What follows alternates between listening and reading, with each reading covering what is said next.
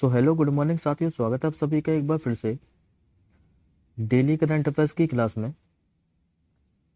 और आज है दोस्तों आप लोगों की 24 दिसंबर। और आज हम सभी 24 दिसंबर से बनने वाले जितने भी आप लोगों के मोस्ट इम्पोर्टेंट करंट अफेयर्स के प्रश्न बने, इन सभी प्रश्नों को हम इस क्लास के अंदर डिस्कस करेंगे। यदि आप लोग इनमें से किसी भी एग्जाम की तैयारी करते हैं तो ये जो साथियों आपकी करंट अफेयर्स की क्लास है सभी प्रतियोगी परीक्षाओं के लिए अति महत्वपूर्ण रहने वाली है। तो आप सभी साथी पूरी क्लास में आखिरी तक बने रहिएगा। लेकिन साथी उससे पहले एक बार मैं आपको 23 दिसंबर के करंट अफेयर्स के प्रश्नों को क्विकली रिवाइज करा देता हूँ मात्र 2 मिनट के अंदर। उसके बाद हम लोग आज के क्वेश्चनों को कवर करेंगे। तो याद करिए साथी, लास्ट क्लास के अंदर मैंने आपको पढ़ाया था कि अभी जो खो खो वर्ल्ड कप है 2025, इसके जो ब्रांड एम्बेसडर है ये अभी कौन बने हैं? तो अभिनेता सलमान खान। दूसरा क्वेश्चन मैंने आप लोगों को पढ़ाया था कि अभी प्रधानमंत्री मोदी जी ने 43 वर्षों में पहली बार किस देश की यात्रा की थी? तो ये दोस्तों कुवैत की गई थी। और ये 2 दिवसीय यात्रा थी जो कि 21 और 22 दिसंबर को थे मोदी जी। और यहीं पर साथ ही मोदी जी को कुवैत का जो सर्वोच्च नागरिक सम्मान है जिसका नाम है द ऑर्डर ऑफ मुबारक अल कबीर, इससे भी सम्मानित किया गया था। वर्ष 2025 में जूनियर निशानेबाजी विश्व कप के बारे में बताया था मैंने आपको। इसका आयोजन भारत के अंदर किया जाना है। अभी एसीसी जो अंडर 19 महिला एशिया कप है 2024, इसका खिताब किसने जीता है? तो ये अपने प्यारे भारत ने। और हराया किसको था? तो बांग्लादेश को। जबकि साथ ही इसका मेजबान देश कौन सा था? तो मलेशिया का कुलालमपुर। संयुक्त राष्ट्र जो आंतरिक न्याय परिषद है इसके अभी नए अध्यक्ष कौन बने थे? तो मदन लोकूर। वेस्ट इंडीज के खिलाफ हुई महिला T20 में सबसे तेज जो अर्धशतक है ये भी ऋचा घोष ने लगाया था। 67वीं राष्ट्रीय शूटिंग चैंपियनशिप में महिलाओं के भी 10 मीटर एयर पिस्टल स्पर्धा में 3 जो गोल्ड मेडल है ये सुरुचि ने जीते थी जो कि हरियाणा की है। अभी क्रिस्टून मयूर भ्रष्टा दोत्री के बारे में बताया था, यह भी किस देश की सबसे युवा प्रधानमंत्री बनी थी? तो आइसलैंड की। और लास्ट क्वेश्चन 10वां पढ़ा था कि देश का पहला जो जीरो बेस्ड एयरपोर्ट है यह भी कौन सा बना है? तो ये दोस्तों इंदौर का Devi Ahilyabai airport. I hope आपको कल की क्लास के सारे करंट अफेयर्स के क्वेश्चन क्लियर होंगे जो कि मैंने आपको 3 दिसंबर को पढ़ाए थे। अब बढ़ते हम लोग आज के प्रश्नों की ओर। तो आज का साथी आप लोगों से पहला क्वेश्चन पूछ रहा है कि अभी भारत का पहला जैव बिटुमेन जो राजमार्ग है इसका जो उद्घाटन है यह भी कहां पर किया गया है? तो इसका साथी जो उद्घाटन है यह भी महाराष्ट्र के नागपुर के अंदर किया है। करेक्ट आंसर होगा आपको ऑप्शन नंबर बी। अभी हमारे जो केंद्रीय सड़क परिवहन और राजमार्ग मंत्री हैं जिनका नाम है नितिन गडकरी, इन्होंने भी महाराष्ट्र के नागपुर में पहले जैव बिटुमेन आधारित राष्ट्रीय राजमार्ग खंड का उद्घाटन किया है। और ये जो साथी जैव बिटुमेन आधारित राष्ट्रीय राजमार्ग खंड है ये नागपुर के मानसर में नेशनल हाईवे 44 पर स्थित है। अच्छा, इसको विकसित किसने किया है? तो इस खंड को CSIR national highway authority of India oriental के सहयोग से प्राज इंडस्ट्री के द्वारा बनाए गए। अब ये भारत के पहले से रिलेटेड क्वेश्चन है तो एक बार आप लोग एडिशनल इन्फॉर्मेशन में देखिए। ये सारे के सारे दोस्तों जो भारत में पहली बार से रिलेटेड करंट अफेयर्स के क्वेश्चन है ये मैंने आपको दिसंबर महीने के अंदर पढ़ाए। तो एक बार आप लोगों को रिवीजन कीजिए। याद करिए मैंने आपको भारत का पहला अभी मधुमेह बायो बैंक बताया था। इसका उद्घाटन कहाँ पर हुआ था? तमिलनाडु के चेन्नई के अंदर। सौर ऊर्जा से चलने वाला देश का पहला सीमावर्ती गांव बताए, यह भी गुजरात का मसाली गांव बना है। भारत का भी पहला एयर कार्गो हब ये कहाँ पर बनाया जा रहा है? तो उत्तर प्रदेश के नोएडा के अंदर।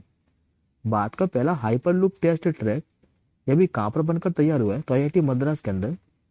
भारत का पहला वर्टिकल लिफ्ट रेल ब्रिज के बारे में बताया था, यह तमिलनाडु के अंदर बना है। भारत का भी पहला स्वदेशी मैक्रोलाइड एंटीबायोटिक जो निमोनिया का टीका था इसका नाम क्या था? तो नेफ्रिथ्रोमाइसिन। और उत्तर प्रदेश में भारत का पहला एकीकृत अपशिष्ट प्रबंधन शहर से शिक्षण जो केंद्र है ये कहाँ पर स्थापित होने वाला है? तो उत्तर प्रदेश के गोरखपुर के अंदर। अब बढ़ते हम लोग आज के दूसरे प्रश्न की ओर। आज का साथी आपको जो दूसरा क्वेश्चन है ये दिवस से संबंधित है और आप लोगों से पूछ रहा है कि राष्ट्रीय जो गणित दिवस है यानी कि नेशनल मैथमेटिक डे ये प्रतिवर्ष कब मनाया जाता है? ये जो साथी दिवस है ये प्रति वर्ष 22 दिसंबर को मनाया जाता है। करेक्ट आंसर हो जाएगा आपको ऑप्शन नंबर ए। दरअसल ये जो दिवस है ये गणित के जो महान विद्वान है श्री रामानुजन, इन्हीं की जयंती के अवसर पर मनाया जाता है। और इस दिवस को मनाने की घोषणा की किसने थी? तो पहली बार 2012 में जो भारत के पूर्व प्रधानमंत्री थे डॉक्टर मनमोहन सिंह, इन्हीं के द्वारा इस दिवस को मनाने की घोषणा की गई थी। अब एक बार साथ ही हम लोग दिसंबर महीने के महत्वपूर्ण दिवस को रिवीजन कीजिए, क्योंकि काफी दिनों से मैंने आपको दिवस के बारे में रिवीजन नहीं कराया। तो अभी तक मैंने आपको दिसंबर महीने से जितने भी दिवस से संबंधित क्वेश्चन पढ़ाए वो मैं आज आपको सारे के सारे रिवीजन कराने वाला हूँ, तो ध्यान से देखिएगा। सबसे पहले मैंने आपको 1 दिसंबर को वर्ल्ड एड्स डे के बारे में पढ़ाया था। इसके बाद मैंने आपको 2 दिसंबर को राष्ट्रीय प्रदूषण नियंत्रण दिवस के बारे में बताया था। 3 दिसंबर को हर साल मनाया जाता है विश्व दिव्यांग दिवस। 4 दिसंबर को भारतीय नौसेना दिवस के बारे में बताया था। 5 दिसंबर से 2 दिवस पढ़ाए थे, एक तो अंतर्राष्ट्रीय स्वयंसेवक दिवस और दूसरा विश्व मेधा दिवस। अंतर्राष्ट्रीय भ्रष्टाचार विरोधी दिवस ये 9 दिसंबर को मनाया जाता है। 10 दिसंबर को विश्व मानवाधिकार दिवस के बारे में बताया था। 14 दिसंबर को विश्व ऊर्जा संरक्षण दिवस के बारे में बताया था। 16 दिसंबर को सीधा मैंने आपको बताया था विजय दिवस के बारे में। और 18 दिसंबर को पढ़ाया था अल्पसंख्यक अधिकार दिवस के बारे में। अब बढ़ते हम लोग आज के तीसरे प्रश्न की ओर। आज का साथ आपको जो तीसरा क्वेश्चन है ये स्पोर्ट्स से संबंधित है। आप लोगों से पूछ रहा है कि अभी पश्चिम भारत स्लैम 2024 में अपना 9वां जो पीएसए चैलेंजर का खिताब है ये किसने जीता है? ये जीता साथी 16 वर्षीय स्क्वैश खिलाड़ी नाम जिनका अनाहत सिंह। करेक्ट आंसर होगा आपका ऑप्शन नंबर डी। और अनाहत सिंह ने साथी फाइनल में हराया किसको है? तो इन्होंने आकांक्षा सालुंके को हराया।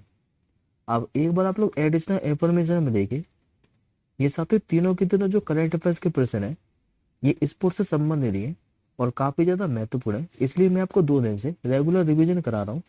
कल भी मैंने आपको इनके बारे में रिवीजन कराया था कि अभी world table tennis championship event के क्वार्टर फाइनल में पहुंचने वाली जो पहली भारतीय महिला है एक और बनी थी, तो टेबल टेनिस खिलाड़ी मनिका बत्रा।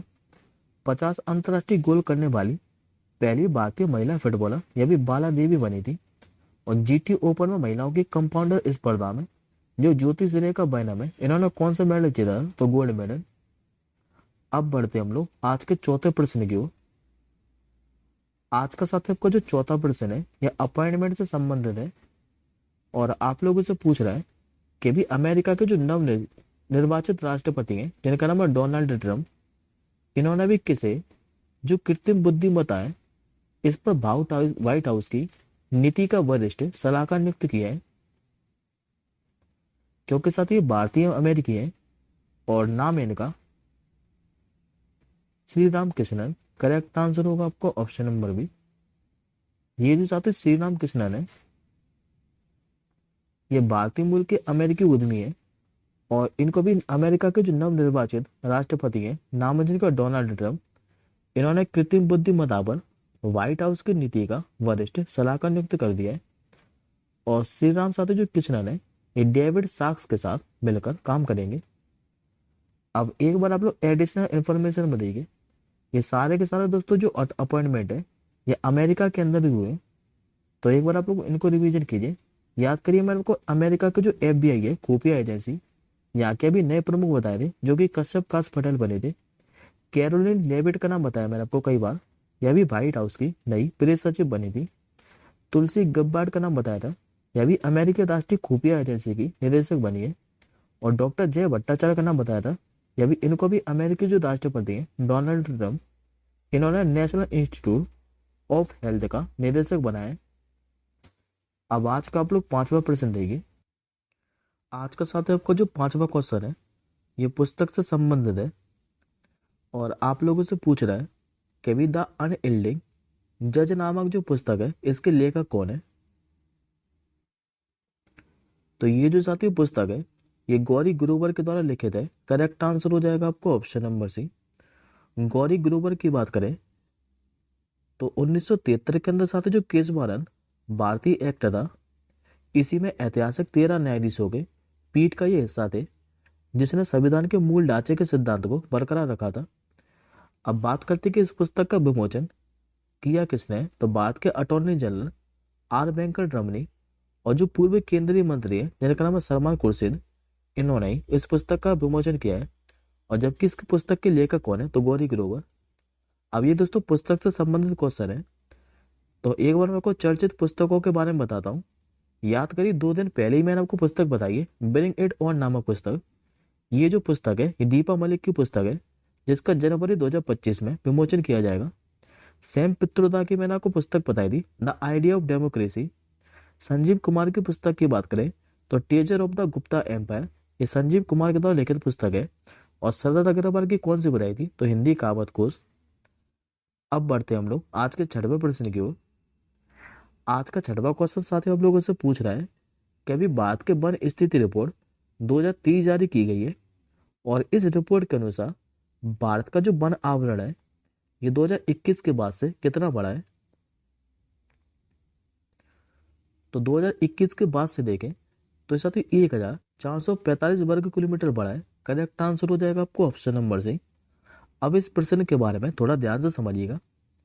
देखिए साथियों, जो केंद्रीय पर्यावरण वन और जलवायु परिवर्तन मंत्री हमारे भूपेंद्र यादव जी, इन्हीं के द्वारा ये रिपोर्ट जारी की गई है, भारत की वन स्थिति रिपोर्ट 2023। और इस रिपोर्ट में बताया गया है कि भारत का जो वन आवरण है ये 2021 के बाद से 1445 वर्ग किलोमीटर की वृद्धि हुई है। पहले हम लोग वन और वृक्ष आवरण में सबसे अधिक वृद्धि वाले राज्यों के बारे में देख लेते हैं कि सबसे अधिक जो वृद्धि है ये किस राज्य में देखी गई है। तो साथ ही छत्तीसगढ़ में सबसे अधिक वृद्धि देखी गई है, जिसको 684 वर्ग किलोमीटर की वृद्धि है। इसके बाद वृद्धि के मामले में दूसरे स्थान पर उत्तर प्रदेश है, फिर है तीसरे स्थान पर उड़ीसा और चौथे स्थान पर राजस्थान है। अब बात करते हैं हम लोग वन और वृक्ष आवरण क्षेत्र के अनुसार जो शीर्ष राज्य ये कौन से। तो सबसे ज्यादा साथ जो वन है ये मध्य प्रदेश के अंदर है। दूसरे स्थान पर कौन सा राज्य है, तो अरुणाचल प्रदेश। और तीसरे स्थान पर है महाराष्ट्र। अब आज का आप लोग 7वां प्रश्न देखिए। आज का 7वां क्वेश्चन साथियों आप लोगों से पूछ रहा है कि अभी महिला क्रिकेट में एक कैलेंडर वर्ष में सर्वाधिक रन बनाने का जो नया रिकॉर्ड है ये भी किसने बनाया है। तो ये साथियों वन लाइनर क्वेश्चन है, खाली आप लोग इतना याद रखिएगा कि अभी जो क्रिकेटर स्मृति मंदाना है, इन्होंने भी एक कैलेंडर वर्ष में सर्वाधिक रन बनाने का नया रिकॉर्ड बनाया है। और इनके नाम साथियों कितने रन का रिकॉर्ड है, तो इन्होंने सभी प्रारूपों में 1602 रन बनाए। और पहले ये जो रिकॉर्ड था ये दक्षिण अफ्रीका के लोरा वोलवार्ड्स के नाम था, जिनके पास कितने रन का रिकॉर्ड था, तो 1593 रन होगा। और अब ये रिकॉर्ड स्मृति मंदाना के नाम हो गया है। अब बढ़ते हम लोग आज के 8वें प्रश्न की ओर। आज आज का साथ आपको जो 8वां क्वेश्चन है यह अपॉइंटमेंट से संबंधित है। और यह आज की क्लास का सबसे महत्वपूर्ण प्रश्न है, तो इस पे आप लोग डबल स्टार मार्क कर लीजिए।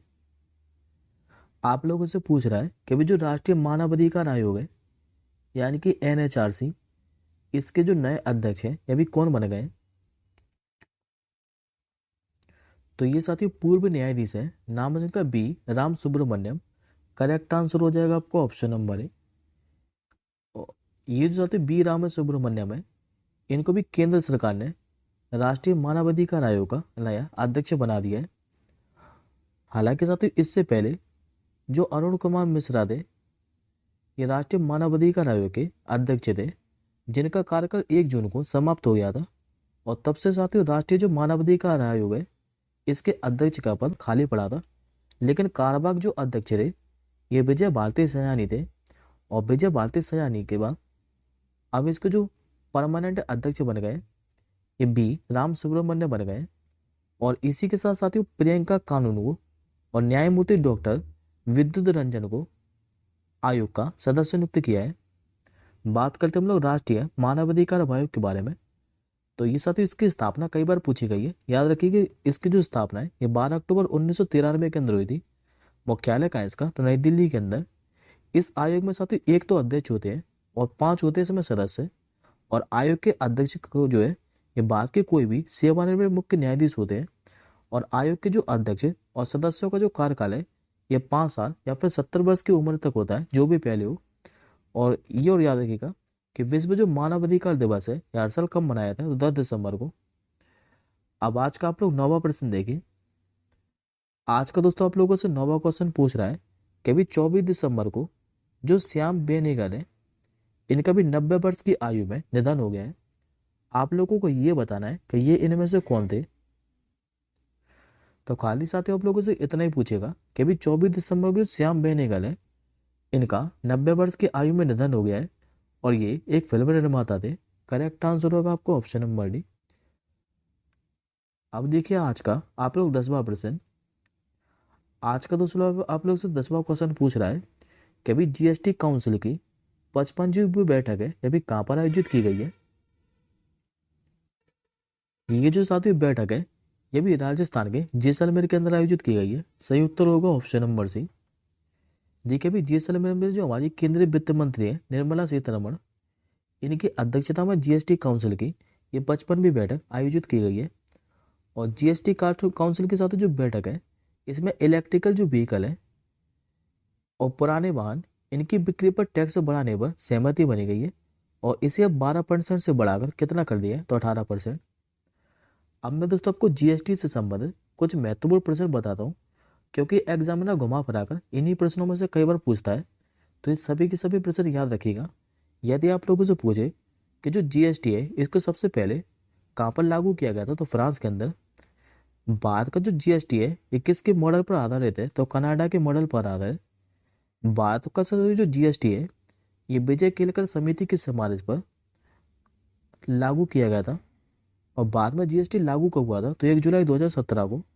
जीएसटी को लागू करने वाला आपको अगर आप लोगों से सबसे पहला राज्य पूछे तो यह असम बना था। जीएसटी को साथियों अनुच्छेद 289 के तहत लागू किया गया था। और जीएसटी के साथ संवैधानिक संशोधन बिल ये कौन से नंबर का था, तो 122वें नंबर का। और ये क्वेश्चन और पूछता है कि जीएसटी को जो है 21 संविधान संशोधन के तहत लागू किया गया था, तो 101वां संविधान संशोधन। तो याद रखिएगा सभी प्रश्न। अब बढ़ते हम लोग आज के 11वें क्वेश्चन की ओर। ये आज के साथ आपका आखिरी प्रश्न है और योजना से संबंधित है। आप लोगों से पूछ रहा है कि वो जो अम्बेडकर स्कॉलरशिप योजना है इसकी शुरुआत जो है यह भी कहाँ पर की गई है। ये भी साथी नई दिल्ली के अंदर। सही उत्तर होगा ऑप्शन नंबर ए। दरअसल अभी आम आदमी पार्टी के जो मुखिया हैं अरविंद केजरीवाल, इन्होंने डॉक्टर अम्बेडकर स्कॉलरशिप योजना का ऐलान किया है। और इस योजना के तहत दोस्तों होगा क्या, तो दिल्ली सरकार जो दलित परिवार है इनके बच्चे की विदेशी यूनिवर्सिटी में पढ़ाई और आने जाने का खर्च उठाएगी। और एडिशनल इन्फॉर्मेशन में एक क्वेश्चन और याद करिए, मैंने आपको 12 दिसंबर को पढ़ाया था कि अभी अरविंद केजरीवाल ने 60 वर्ष से ऊपर के जो बुजुर्ग हैं इनके फ्री इलाज के लिए संजीवनी योजना शुरू की थी, याद रखिएगा। अब बात करते हैं हम लोग दिल्ली के बारे में। तो दिल्ली के उपराज्यपाल कौन है, तो विनय कुमार सक्सेना। और अभी यहाँ की नई मुख्यमंत्री कौन बनी थी, तो अतिशी मार्डोनी, याद रखिएगा। अब ये साथियों आज का आपका क्वेश्चन ऑफ द डे है। इस प्रश्न का आंसर मुझे आप लोग कमेंट बॉक्स के अंदर बताइएगा कि अभी किस देश ने भारत को अपना पसंदीदा जो राष्ट्र का दर्जा है इससे निलंबित कर दिया है। इस क्वेश्चन का आंसर मुझे आप लोग कमेंट बॉक्स के अंदर बताइएगा। अब हम जल्दी मिलेंगे कल सुबह 4:30 बजे अगली क्लास के साथ। तब तक के लिए जय हिंद, वंदे मातरम।